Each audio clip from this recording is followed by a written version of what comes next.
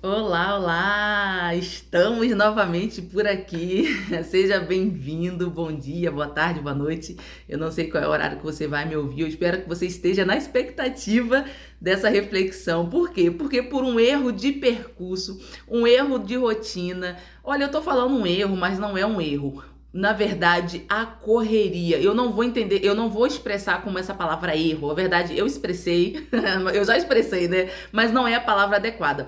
Não é um erro, não é uma falha de percurso, mas foi uma impossibilidade, pela impossibilidade de conseguir gravar a reflexão, de poder compartilhar ela no dia adequado. Então eu fiquei o dia 20 sem publicar essa reflexão, sem poder compartilhar com você, mas hoje eu vou fazer o compartilhamento dessa reflexão do Provérbios 20 e também do Provérbios 21. Então eu vou fazer essas duas sequências de entendimento, de reflexão daquilo que eu entendi do texto, daquilo que o provérbio me ensinou, me revela, né, me salta aos olhos e que o Espírito Santo me conduz ao discernimento. Eu vou compartilhar tanto do Provérbio 20 quanto do 21. Porém, eu vou fazer em 2 vídeos seguidos, mas tudo bem, vai com calma, não tem problema. Vai no seu tempo, vai no seu modo. A ideia é a gente ler os 31 provérbios, né? Eu não quero que você fique sem refletir nenhum, sem ler nenhum. Eu quero que você leia todos pausadamente, reflita no seu tempo, do seu modo, extraindo a sua reflexão. E fiz questão de compartilhar isso e gosto de compartilhar essas falhas humanas. Porque foi uma falha humana, sinceramente. Eu falei que não ia usar o nome erro até que ficou um pouquinho pesado, mas eu vou falar falha, que acaba sendo a mesma coisa. Mas é uma falha humana. Por quê? Porque a gente programa as coisas. Como a gente já leu aqui, ó, o homem faz planos, mas é do Senhor que vem a última palavra, né? É do Senhor que vem o resultado. É comum do homem planejar, mas é o Senhor que aponta o caminho. E a gente faz plano, gente. A gente faz plano todos os dias, para a semana, para o dia, para o mês, para o ano. A gente faz plano para 5 anos, para 10 planos. Eu não cheguei nesse nível ainda, mas tem gente que faz esse tipo de planejamento e é normal. Mas o que acontece? É o Senhor que dá a última palavra. Então, ontem foi um exemplo disso. Eu me planejei para poder compartilhar, mas não deu certo. Não deu certo. E vou lhe dizer, tudo bem. Deus sabe de todas as coisas. Pode ter sido uma falha a partir de mim, mas Deus sabe de tudo. Por quê? Porque nós somos falhos, somos humanos, né? Você tem que entender que essa sua vulnerabilidade, essa sua fraqueza, essa sua falha, esse seu erro de percurso, esse seu erro de alvo, né? Que se caracteriza até mesmo por um pecado que você não queria cometer, foi até involuntário. Eu não tô nem dizendo daqueles pecados que a pessoa tem prazer, não tô trabalhando com perverso e nem com maligno, né? Aquela pessoa que já tá no leito de iniquidade, porque realmente é um ato perverso, sim, né? Você precisa se libertar disso, mas aquele erro que a gente tenta acertar, mas erra. E assim, poxa, falhou, caiu, levanta, tropeçou, ergue a cabeça, volta de novo. Não conseguiu, faz no outro dia. A constância não é você fazer acelerado, né? É você desacelerar, ainda que você desacelere, mas você continue a fazer, né? É a firmeza de fazer sempre, rápido ou devagar, mas sempre está fazendo. Então, por isso que eu continuo hoje, não vou pular nenhum provérbio, vou fazer para você o provérbio 20, fora do dia 20, mas eu quero que você reflita, porque não é o dia que vai mudar nada, é o fato de você poder ler o provérbio 20, de você refletir, de você aprofundar. Então não ache que porque você não conseguiu naquele dia, naquela hora, não é mais para fazer, porque a nossa carne fica assim, nosso corpo quer desistir logo, né? Ai, vou parar de vez, não tem mais graça e tal, ainda mais as pessoas que são sistemáticas, né? Eu sou um pouco sistemática, então você tem aquela sensação assim, de que não saiu daquele modo, não tá daquele jeitinho, parece que houve aquela ruptura e não vai mais funcionar, vai desandar, mas não vai desandar porque a ideia é continuar e eu me supero mais uma vez, né? Eu espero que você também reflita nessas palavras para que você possa romper o lugar que lhe fez parar. A pedra que lhe fez tropeçar não foi para lhe matar, só foi para lhe tropeçar. Só foi para você tropeçar, caiu, levanta, vai ficar desmaiada no chão, vai ficar morta no chão respirando, tá no chão, tá respirando, mas tá lá se fazendo de morta? Não, levanta, respira, não pira, para e continua. Continua. Às vezes é necessário dar uma freada para você poder voltar, recuperar o fôlego, né? Renovar as energias e continuar. Então vamos ler Provérbios 20, já fique preparado que eu vou botar em seguida o 21, para que você possa aí continuar, para que você possa não acumular, mas continue a sua leitura. Vamos lá, Provérbios 20, pegue sua Bíblia, abra seu aplicativo. Se não tiver, não tem problema, eu vou fazer essa leitura com você, eu vou fazer uma leitura corrida, mas aí você faz essa leitura pausada, que você preste atenção depois naquilo que eu vou destacar e refletir, que você possa aprofundar também e destacar os seus provérbios aí. Vamos lá, Provérbios 20. A partir do verso 1. O vinho produz zombadores, o álcool leva a brigas. Quem é dominado pela bebida não é sábio. O furor do rei é como o rugido do leão. Quem provoca sua ira põe a vida em risco. Evitar contendas é sinal de honra. Apenas o insensato insiste em brigar. Quem tem preguiça de arar a terra na época certa não terá comida no tempo da colheita. Os bons conselhos ficam no fundo do coração, mas a pessoa sensata o traz à tona. Muitos se dizem amigos leais, mas quem pode encontrar alguém realmente confiável? O justo anda em integridade, felizes os filhos que seguem seus passos. Quando o rei se senta para julgar, analisa todas as provas e distingue entre o mal e o bem. Quem pode dizer, purifiquei o coração, estou limpo e sem pecado? 2 pesos e 2 medidas. Toda espécie de desonestidade é detestável para o Senhor. Até crianças mostram quem são por sua conduta, se agem de modo puro e correto. Ouvidos para ouvir e olhos para ver, ambos são dádivas do Senhor. Se você ama o sono, acabará pobre, mantenha os olhos abertos e terá fartura de alimento. O comprador pechincha e diz, não vale nada, mas depois conta a vantagem do seu bom negócio. As palavras que transmitem conhecimento são mais valiosas que grandes quantidades de ouro e rubis. Quem aceita ser fiador de um desconhecido perderá a roupa do corpo, ela ficará como um pagamento de quem garante a dívida do estranho. Pão roubado tem sabor doce, mas depois será como areia na boca. Como bons conselhos, os planos são bem-sucedidos. Não saia para a guerra sem boas orientações. O fofoqueiro vive espalhando segredos, portanto, evite a companhia de quem fala demais. Quem insulta o pai ou a mãe terá sua luz apagada na mais absoluta escuridão. A herança obtida antes da hora acaba não sendo bênção no final. Não diga, vou me vingar deste mal. Espere o Senhor resolver a questão. A desonestidade é detestável para o Senhor. Ele não se agrada de balanças adulteradas. É o Senhor que dirige nossos passos. Então, por que tentar entender tudo ao longo do caminho? É uma armadilha proteger algo É uma armadilha prometer algo a Deus apressadamente e só depois calcular o custo. O rei sábio espalha os perversos como trigo e passa sobre eles a roda de debulhar. A luz do Senhor penetra o espírito humano e revela todas as intenções ocultas. Bondade e fidelidade protegem um rei, seu trono é firmado pelo amor. A glória dos jovens está em sua força e o esplendor dos idosos em seus cabelos brancos. O castigo físico elimina o mal. Essa disciplina purifica o coração. Vamos lá. Vou destacar já o verso 1, que vai falar. O vinho produz zombadores, o álcool leva a brigas. Quem é dominado pela bebida não é sábio. Gente, isso é muito verdade, né? Se você não tem o controle da bebida, você que bebe descontroladamente, né? Você que acha que bebe social e tá aí bebendo todo dia, toda hora, sempre que tem uma oportunidade, e essa oportunidade é todo dia, você corre um grande risco de estar sendo insensato. Você está perdendo o controle dos seus atos. Você está sendo dominado pelos seus próprios prazeres, pelas suas próprias vontades. Não estou aconselhando você a beber, mas eu estou falando para você que tem esse costume de estar bebendo, se embriagando. Portanto, que a palavra de Deus vai falar assim, ó, não se embriagueis de vinho, mas se enchei do Espírito Santo, né? Aquele que é nascido de novo, aquele que recebe Jesus como Salvador, ele não fica procurando paliativos para se satisfazer, ele não fica procurando preenchimentos, né? Ele não fica procurando sair da sua sanidade, do seu equilíbrio mental, pelo contrário, ele quer ser cheio do Espírito Santo, ele quer ser preenchido de Deus e ter a sua mente completamente sã, completamente vívida, né?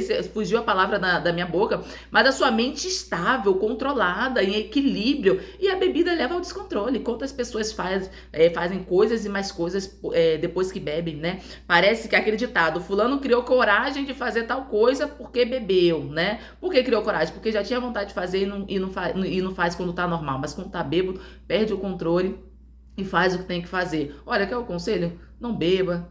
Pior ainda, se embriagar. Se você não tem um controle sobre isso, não faça, né? Se for para te dar um conselho, é melhor dizer, olha, nem beba. Pior ainda, você se embriagar. Porque você quer se encher de alguma coisa, se encha de sabedoria, se encha de Deus, se encha do Espírito Santo de Deus, se encha de conhecimento, né? Agora, não é para você ser um obeso espiritual e nem um obeso intelectual, mas para você transbordar. O que é isso? Para que você possa abençoar outras pessoas. E a bebida que você bebe, que você se embriaga, que bem ela faz para você? Ela não faz bem para você e ainda corre risco de você estar fazendo mal para outras pessoas. Então não se embriague, não se encha de álcool, né? Não perca o controle da sua mente que Deus te deu para que você esteja em equilíbrio. Não faça isso com você. Quer se encher, quer se embriagar? Vou usar até a mesma palavra. Quer se embriagar? Se embriague do Espírito Santo de Deus. Que essa embriaguez é no sentido de se preencher dele completamente, mas você não perde o controle da sua sanidade mental, da sua mente, né? Você está sempre sã, em equilíbrio, né? Você tem as suas percepções ativas, você não perde os seus sentidos, pelo contrário, eles ressaltam, você passa a ver aquilo que você não via, você passa a perceber aquilo que você não percebia. E a bebida não gera vida nenhuma para você, não gera satisfação, é uma ilusão de alegria, né? Pior ainda é aquela pessoa que se embriaga. Na verdade, ela está se enchendo porque existe um vazio que ela precisa preencher e ela não sabe o que. Então, a bebida gera um prazer imediato, então ela se enche daquilo para estar em estado de felicidade, mas não gera estado de felicidade, né?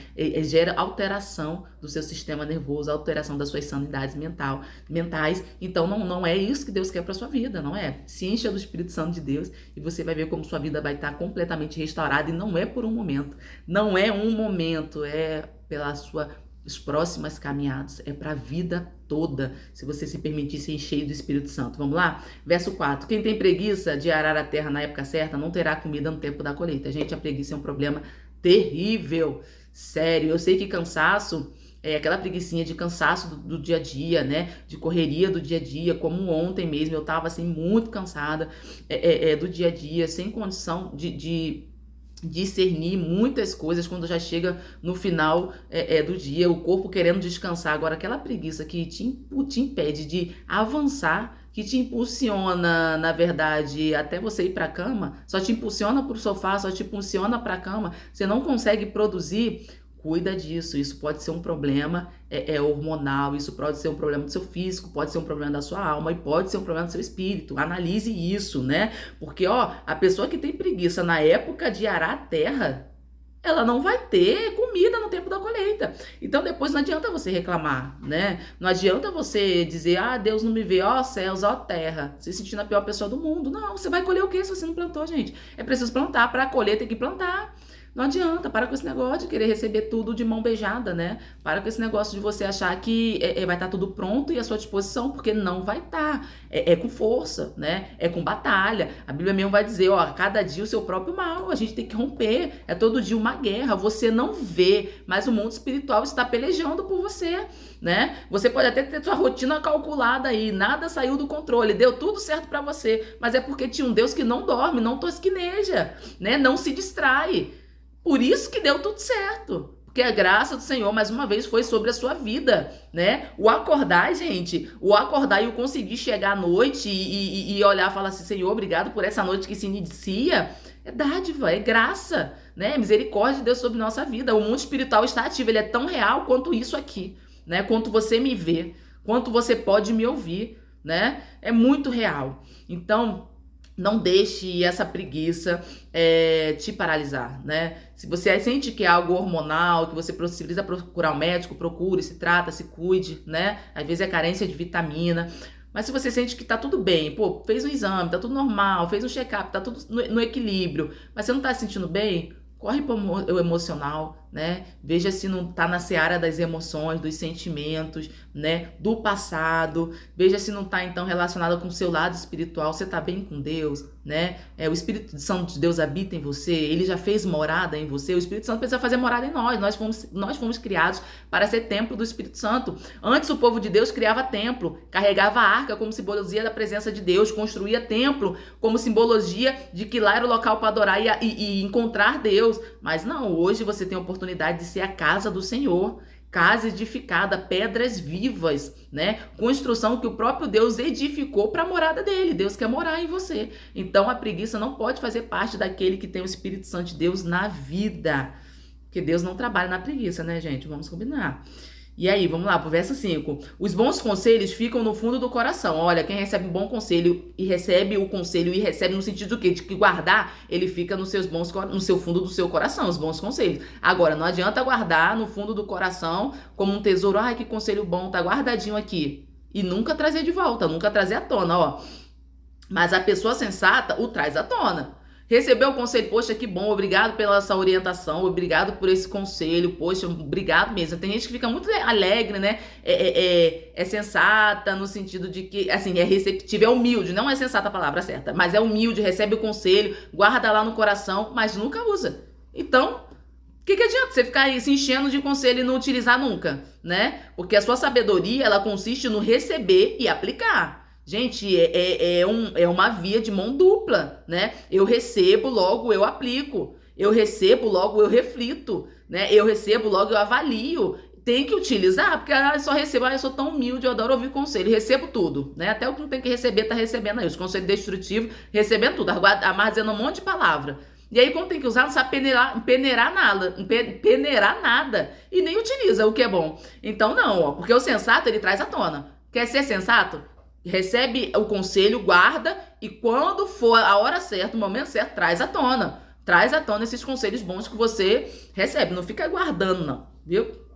Não é baú pra você ficar guardando o tempo todo, para de ficar guardando. Use as coisas. Você recebe uma orientação de verdade, uma palavra de vida, né? Uma instrução, é para você seguir, é para você viver, é para o caminho. Não é só para você saber que existe, não. É para você viver no seu caminho. Lembre que Deus é o Deus do caminho. Ele é o caminho. Vamos lá? Verso 6. Muitos dizem amigos leais. Muitos dizem ser amigos leais. Mas quem pode realmente encontrar alguém confiável? Caramba, isso é muito forte, né, gente? Porque a gente tá no mundo, vivendo um tempo que a gente parece que não pode confiar mais em ninguém, né? Parece que virou E é uma pergunta muito retórica, né? Quem realmente pode encontrar um amigo confiável, alguém confiável? Tá difícil. Mas olha, não perca a esperança. Você pode encontrar uma pessoa confiável. Sabe por que você não vai aprender esperança? Porque a gente já aprendeu aqui com os provérbios que mais do que procurar alguém confiável, eu preciso ser. Se eu sou alguém confiável, então quem procura vai achar. Porque eu sou. Então busque uma pessoa confiável na medida de que você também é. Porque como você que está querendo ser confiável, querendo ser honesto, querendo ser um amigo de verdade, existem outras pessoas também que estão buscando purificação, transformação das suas vidas. Então, busque, mas seja, né? Porque senão vai ficar uma eterna busca, todo mundo buscando e ninguém acha nada. Por quê? Porque ninguém quer ser, só quer buscar. Então, seja um amigo confiável, porque você também vai encontrar um amigo confiável. Por quê? Porque quem busca, encontra, né? Quem busca, encontra. Essa é a ideia. Mas encontra por quê? Porque a ideia é você estar buscando aquilo que está em você. Amar a Deus acima de todas as coisas e o próximo como a ti mesmo. Então a ideia é o quê? Eu amo o próximo e não me amo? Não existe isso. Não tem como. Qual é a sua medida de amor? Se você vai amar o próximo assim não se ama, você não tem medida de amor, né? Se você não se ama, você não tem nem como amar ninguém. Tá escasso, né? Você tá prejudicado o seu amor. Tá com ruptura. Você nem sabe, na verdade, o que é amar, né? Você não tá se escolhendo. Você não tá se amando, você não tá se cuidando, não tem como. Então, buscar um amigo confiável é difícil, encontrar é difícil? É, mas quando você busca ser, você encontra. Você encontra, porque na mesma medida que você tá procurando ser, você vai encontrar alguém que realmente tá do mesmo jeito que você, querendo melhorar, querendo se aperfeiçoar, né? Encontrar valores, gente, é tão difícil hoje em dia você encontrar, mas você vai encontrar, porque você vai ser. Mais do que encontrar alguém, buscar por alguém, você vai ser um amigo confiável. Verso 9, quem pode dizer, purifiquei o coração, estou limpo e sem pecado? Ninguém pode dizer isso, né, gente? Às vezes a gente até faz a linha, né? Ai, gente, não tem pecado, hoje eu não pequei. A gente peca até por pensamentos. E a Bíblia vai dizer, né? Quem diz que não tem pecado é mentiroso, já tá pecando porque é mentiroso, todo mundo peca, né? Agora, qual é a diferença da pessoa que recebe Jesus na sua vida? Que sabe que Jesus levou sobre si os pecados, as dores. Ele não aceita viver no pecado, ele peca, mas a ideia é logo se arrepender, se purificar, clamar a Deus, né? Pedir por misericórdia, não tem prazer no pecado, né? Não tem prazer em continuar pecando, porque na hora o pecado dá prazer, né? Sinceramente, a gente não vai mentir. Pecado não é algo ruim, porque se fosse ruim ninguém cometia. É bom na hora, mas você percebe que logo que o Espírito Santo incomodou, recebeu o que não era pra você, você corre, corrige, se arrepende, clama a Deus, né? Agora, dizer que não tem pecado? Não, para com esse negócio, né? Você é pecador, sim, sendo que você, o cristão, é um pecador arrependido. A diferença é essa. De quem não recebe Jesus é um pecador quanto mais. Agora, quem recebe Jesus é um pecador arrependido. A diferença tá aí, viu? Mas você nunca vai poder dizer que não tem pecado. Verso 12. Ouvidos para ouvir e olhos para ver. Ambos são dádivas do Senhor. Gente, ouvidos para ouvir e olhos para ver. Por quê? Por quê? Né? Porque Deus deu 2 olhos e uma boca. É para falar menos, é para ver mais. É preciso observar mais. Observe mais, analise mais. Ouça mais. Ele destacou 2 sentidos. Olha, os olhos e a audição, gente. A visão e a audição. Por que será? Porque aqui, ó, a boca é bênção. Mas do mesmo jeito, é incontrolável para falar aquilo que não deveria. Gente, é um órgãozinho que você não consegue controlar, pode botar fogo, pode destruir uma vida, uma família, pode se autodestruir a partir daqui, ó, da sua própria palavra, da sua própria língua, né? Então, porque os olhos, ó, ouvidos para ouvir e olhos para ver, ambos são dádiva do Senhor. E que não falou da boca? É bênção do Senhor? É, porque Deus criou a sua boca. Mas quanta contaminação sai, né? Contaminação que sai, que a gente já falou sobre isso, que o que contamina não é o que entra, mas o que sai. O nosso próprio Jesus falou isso, né? O poder da palavra, mas a gente já foi purificado. Deus já está transformando nossa língua, nossas palavras, para que a gente possa pronunciar e trazer vida, trazer à existência aquilo que não existe de bom. Pelo amor de Deus, vamos cuidar com isso aí. A gente já falou sobre isso. Mude suas palavras, para de pronunciar e decretar sentenças malignas sobre sua vida. Ah, mas eu não estou sentenciando nada. Tá, quando você pronuncia, você está sentenciando. O mundo espiritual tá pegando, né? Tá ouvindo. Então, ó, seus olhos para ver e ouvido para ouvir, são boas dádivas do Senhor. É bênção que Deus te deu. Observe mais, ouça mais, controle mais a sua língua, cuida, porque quanto mais você observa, quanto mais você ouve, mais prudente você é em falar. Você começa a ponderar suas palavras quando você observa mais e quando você ouve mais. Eu sei que é difícil, mas é Deus que instrui e Ele mesmo que capacita você poder cumprir as verdades dele sobre sua vida. Não é para o seu mal, é para o seu bem, é para você crescer, para você, para sua família, é para você ser melhor. Vamos lá, verso 13. Se você ama o sono, acabará pobre. Mantenha os olhos abertos e terá fartura de alimento. Tá falando de novo meio aqui do preguiçoso, né, gente? Mas já tá trazendo assim, ó. Se você ama o sono, meu Deus do céu. Gente, eu amo dormir. Eu gosto muito de dormir, né? Sendo que depois que a gente passa a ser mãe, o sono parece que reduz. O sono reduz porque quem é mãe sabe, né? Você não dorme mais como antes, quando você é adolescente, quando você é jovem, né? Eu sempre gostei muito de dormir. Então, eu preciso muito controlar isso. Por quê? Porque, infelizmente, eu não tenho uma rotina tão saudável de sono. Eu tô procurando melhorar nisso, buscar instrução e sabedoria de Deus nisso, melhorar a minha saúde do meu sono, meu bem-estar, de poder dormir na hora certa e acordar na hora certa. Mas eu sei que isso também pode ser um peso para algumas pessoas, né? Olha, o dormir...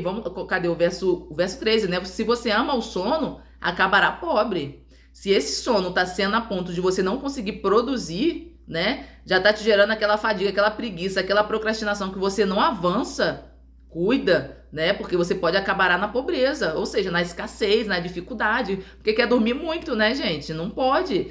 Tá cansado? Dorme. Precisa pausar? Tá acelerado demais? Pausa. Agora tá falando daquele que ama o sono. Quem é esse que ama o sono? Que só quer dormir, que não faz mais nada. Só quer fazer isso, né? Tem que cuidar até pra ver se não tá com depressão, né? Esse excesso de sono, pra você não ter mais vontade e prazer de fazer nada. Então, ó, quem ama o sono, ficar dormindo, acordar tarde, né? Dorme tarde, acorda tarde. Parece que a vida é só comer e dormir, dormir e comer, né? Vai acabar pobre, você tá perdendo muito tempo de produção só dormindo. A ideia não é essa. Mantenha os olhos abertos e terás fartura de alimento, né? Tudo no seu tempo e de modo adequado. Não estou falando que você não pode dormir, pelo amor de Deus, durma, e é preciso, faz parte do seu corpo, das suas necessidades fisiológicas, você precisa dormir. Deus criou você para você sentir sono em determinado momento, porque você precisa descansar. A ideia é o descanso, né? Tem o dia do descanso, o 7º dia do descanso, tem o descanso do dia a dia, né? Você precisa ter essa ideia de descanso, sim. Você não é uma máquina. O mundo quer gerar em nós a ideia de que somos uma máquina. Ou se a gente não produz, se a gente não acelera, se a gente não avança, as máquinas vão nos excluir, né? Estamos sendo trocados pelas máquinas. E o que o ser humano está fazendo? Querendo virar máquina, se robotizando. Não é essa a ideia, porque essa ideia fere os princípios do descanso de Deus. Deus não lhe fez máquina, você é humano, você é homem, você é mulher, você tem corpo, você tem alma, você tem espírito. Você precisa descansar, você precisa refletir, você precisa olhar para o céu e saber que o seu sustento não vem do seu trabalho propriamente dito, vem porque Deus derrama graça sobre você. Você tem força para trabalhar. Se você tem boca para falar, olho para ouvir, olho para ver, ouvido para ouvir.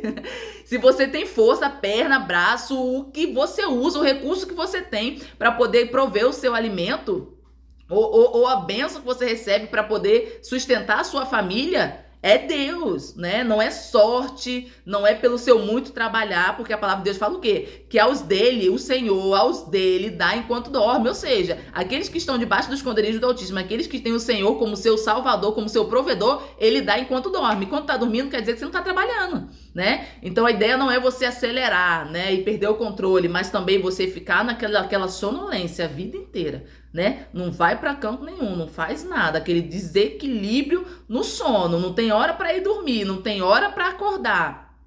Você tá perdendo dias da sua vida aí, né? Você tá perdendo grandes oportunidades da sua vida.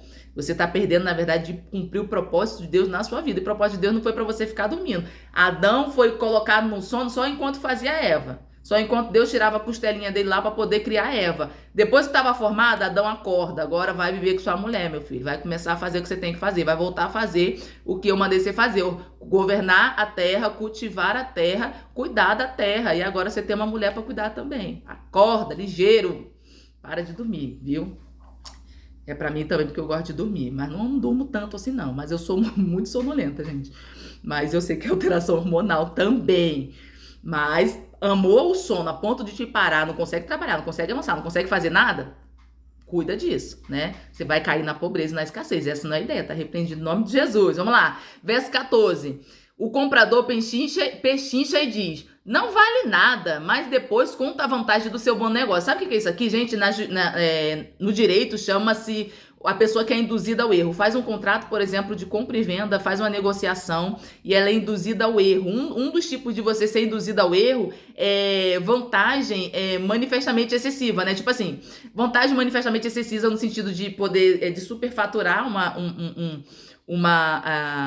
uma cobrança de dívida, por exemplo, e também você está negociando alguma coisa para alguém e a pessoa simplesmente coloca o seu produto lá embaixo, desmerece, desfavorece o seu bem, aquilo que você está tentando negociar. Por que ele faz isso? Porque ele quer criar vantagem, porque ele quer comprar abaixo do preço, abaixo do mercado. E esse tipo de negócio jurídico que é muito abaixo do mercado, você pode ser considerado induzimento ao erro. Por quê? Porque a pessoa usou de malícia, né? Usou de dolo, de influência, de meios ardilosos para poder desfavorecer a sua mercadoria, o seu produto, e você vender muito abaixo, e depois ele faz o quê? Vende, né? Muito acima, ele revende no preço de mercado, ou então muito acima, sai na vantagem. O direito até tutela esse tipo de situação. E cuidado, né? Essas negociações que as pessoas já chegam desvalorizando o seu produto, né? Analise, veja se realmente está no preço de mercado, está dentro do padrão, porque tem gente que sutil, né? A pessoa é capciosa, ela vai desmerecer, ela vai desvalorizar, porque para você baixar o preço, né? Baixou o preço, ela comprou, olha lá, depois sai dizendo que fez um ótimo negócio. Então cuida, gente, você vê como é que Provérbios é. Provérbio vai lhe ensinar tudo. Você só não aprende se você não quiser. Vamos lá, verso 16.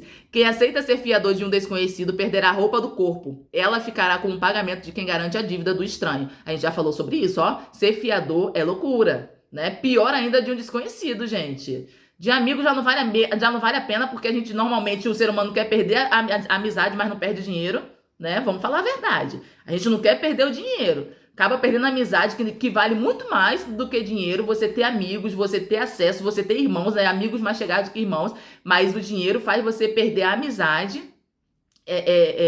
Ser fiador, né? Você prefere o dinheiro do que a amizade e no final, normalmente, você não recebe nem o dinheiro, nem a amizade mais tem. Agora, fiador de quem você nem conhece, gente do céu, eu só vou acreditar porque tá escrito aqui. Porque chega a ser inacreditável. Você ser fiador de uma pessoa que você não conhece, você vai perder a roupa do corpo, né? Perderá a roupa do corpo. Ficará como pagamento de quem garante a dívida do estranho. Não tem como não, gente. Você vai perder a roupa do corpo. Vai perder a roupa do corpo. Isso é sério demais. Vai ficar com o pagamento de quem garante a dívida. E aqui já tá falando até mais da pessoa que tá devendo, né? O fiador vai cobrar e a ponto de começar, ó, o que você tem? Começa a dar o que você tem aí, ó. A roupa, o que você tiver, ele vai tomar, vai penhorar tudo. E a ideia é essa. Tem o erro do fiador, de ser o fiador, né? Você não tem que ser fiador nem de amigo, pior ainda de estranho. E aquele que tá devendo o fiador, que tem que pagar o fiador, né? Que o fiador foi lá, supriu a dívida dele. Agora o fiador vai vir pesado. E se for um estranho mesmo, né? Se for um estranho, vai vir então forte, vai tirar a roupa do seu corpo para poder garantir a dívida dele. E ele não tá errado não, né? Não tá errado não. Porque o certo é você fazer aquilo que você alcança, que você pode arcar, né? Vamos lá. 17. Pão roubado tem sabor doce, mas depois será como areia na boca. É verdade. Olha, aquilo tudo que você adquire por desonestidade, usurpando o lugar, né? De forma desleal. Na hora pode se sentir muito bem. Na hora pode achar que, ó, tô por cima, fiz um bom negócio, né? Tô com a melhor coisa, fruto de roubo, fruto de usurpação, fruto de injustiça, de deslealdade. Mas depois é como areia na boca. Pensa aí, areia na boca. Deve ser legal não, eu nunca comi areia, mas não deve ser legal não. Se bem que às vezes quando a gente toma um caixote na praia, você vai, chama caixote, né? Quando você toma, a onda vem e te leva. Normalmente quando é criança acontece muito isso. Você tá num raso e a onda vem, te leva e você vai rolando. É mesmo, nessa hora você engole um pouquinho de água com areia. Não é legal não, né? Então, do mesmo modo, é a pessoa que se satisfaz com aquilo que não é dela. Porque ela usurpa, porque ela rouba, porque ela agiu de injustiça. Na hora ela tem aquele prazer, realização pela maldade. Porque o maldoso, ele tem realização com a maldade dele. Ele tem prazer. Mas depois arde nos ossos, né? Queima no corpo. É como areia na boca. Incomoda, atrapalha. Não faz bem não, não é legal não. Não desce legal não. Verso 19. O fofoqueiro vive espalhando segredos, portanto, evite a companhia de quem fala demais, evite a companhia do fofoqueiro. Já entendeu? Já identificou que o pecado dele é a fofoca? Por que você fica compartilhando aquilo que você não pode compartilhar? Por que você fica contando a sua vida? Tu tá querendo virar notícia, né? Tá pagando para virar notícia. Isso é insensatez. Você sabe do pecado da pessoa, sabe da fragilidade da pessoa, que isso é uma iniquidade, né? O fofoqueiro, ele gosta disso, ele tem prazer nisso. Você já identificou? Cara, aqui já tá falando nem pra você viver na companhia. Por quê? Porque você pode correr até o risco de continuar falando. Você não vai controlar a sua língua, né? Porque você gosta de falar demais, né? E aí você vai simplesmente se sentir tão à vontade, porque a gente é assim, a gente chega pra se sentir à vontade e começa a contar pro fofoqueiro aquilo que ele não deveria saber. Aí o que acontece? A torcida do Flamengo, do Vasco, do Corinthians, tá? A galera toda sabendo e você achando ruim. Por que você vai achar ruim se você sabe que ele é fofoqueiro? Virou quase que uma profissão, né? É um trabalho voluntário, ele tem prazer de trabalhar daquele jeito, nem recebe. Então evita até a companhia, já que você não conseguiu amadurecer ainda o controle da sua língua, evita, né? Não fica culpando o fofoqueiro, porque e você sabe que ele é fofoqueiro, você conversou porque você quis, você queria que ele espalhasse. Aqui é pra você aprender, viu? Não é pessoal, não. É pra você ser melhor. Olha, verso 20. Quem insulta o pai ou a mãe terá sua luz apagada na mais absoluta escuridão. A palavra de Deus fala o quê? Honra pai e mãe, que você terá os seus dias prolongados na terra. É o único mandamento com promessa.